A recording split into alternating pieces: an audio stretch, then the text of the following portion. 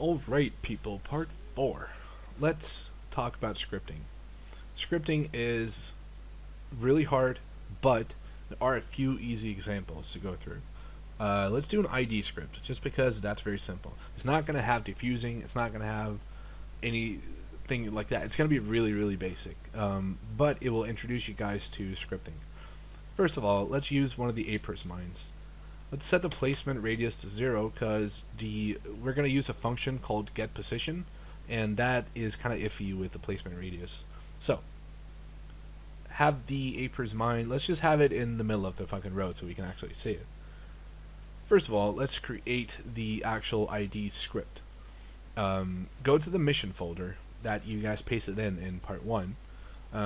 Let me delete this one, because all I did was I took force first person, which is already an SQF file. All I did was copy that and named it ID1. I then open it up, delete the content, and what I want to happen when I execute the script is the following. I'm not going to sit here and waste you guys' time with writing it, so I'm just going to copy paste it.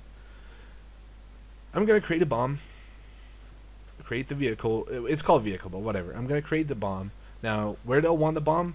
I want it to be in the position of what the object called IED1. Then a bomb goes off, and I want it to delete IED1.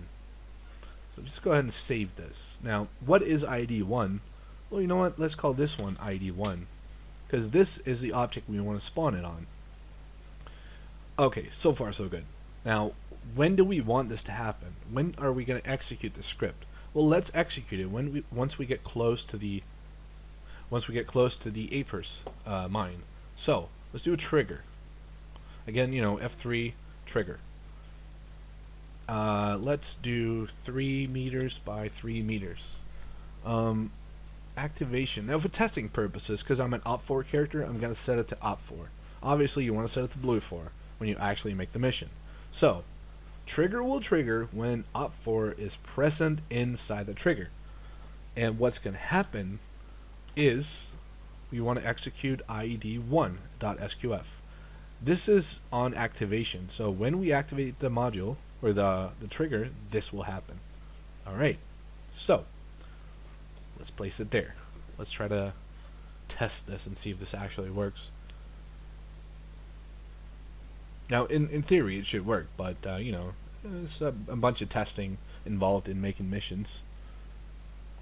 Now, like I said, this is not like a really big thing, but hopefully it will work. So, there is the alleged IED. Let's walk over to it. And there we go. Now, as you guys can see, that was a bigger explosion than a regular apers mine. I think for a brief second, you could actually see the bomb that was spawned. That's just how it is. There's no way around that. But that's a very, very basic ID script. You can do anything like this.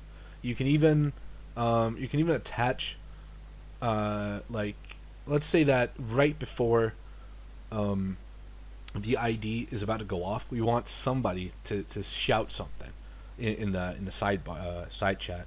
We can do something like side chat allow Akbar. Just because, why not? And then let's say we wait. Oh shit! Let's say we then wait for 3 seconds, and then the bomb goes off. You can implement stuff like this. So if I ran this right now, what would happen is I walk up to it. I see in the side chat here that someone shouts Allahu Akbar. It waits 3 seconds while people go, "What the fuck?" and then it explodes. So it adds a sense of realism to the whole thing. So that's pretty much scripting. It's not hard at all. The hard part is actually coming up with the scripts and getting the syntax right. This is a very basic intro. If there's something specific you guys want, like maybe how to, I don't know, repair a vehicle in a certain way or something like that, let me know. I'll take a look at it and I'll do another video.